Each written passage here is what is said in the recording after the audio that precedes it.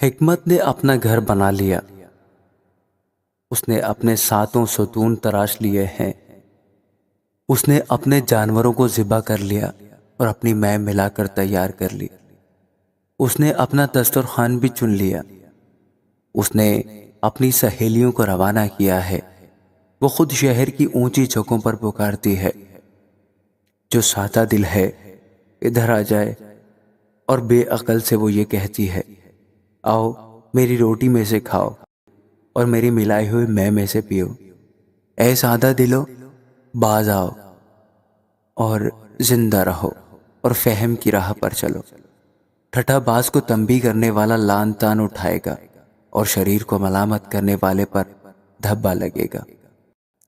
ٹھٹھا باز کو ملامت نہ کر، نہ ہو کہ وہ تجھ سے عداوت رکھنے لگے۔ دانا کو ملامت کر اور وہ تجھ سے محبت رکھے گا۔ دانا کو تربیت کر اور وہ اور بھی دانا بن جائے گا۔ صادق کو سکھا اور وہ علم میں ترقی کرے گا۔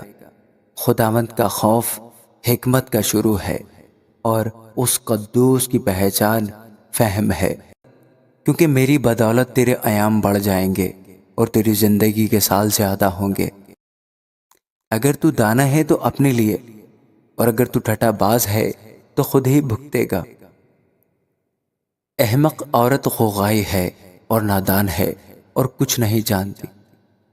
وہ اپنے گھر کے دروازے پر شہر کی اونچی جگہوں میں بیٹھ جاتی ہے تاکہ آنے جانے والوں کو بلائے جو اپنے اپنے راستہ پر سیدھے جا رہے ہیں۔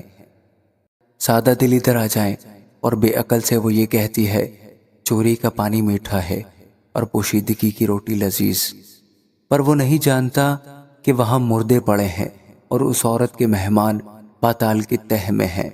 آمین۔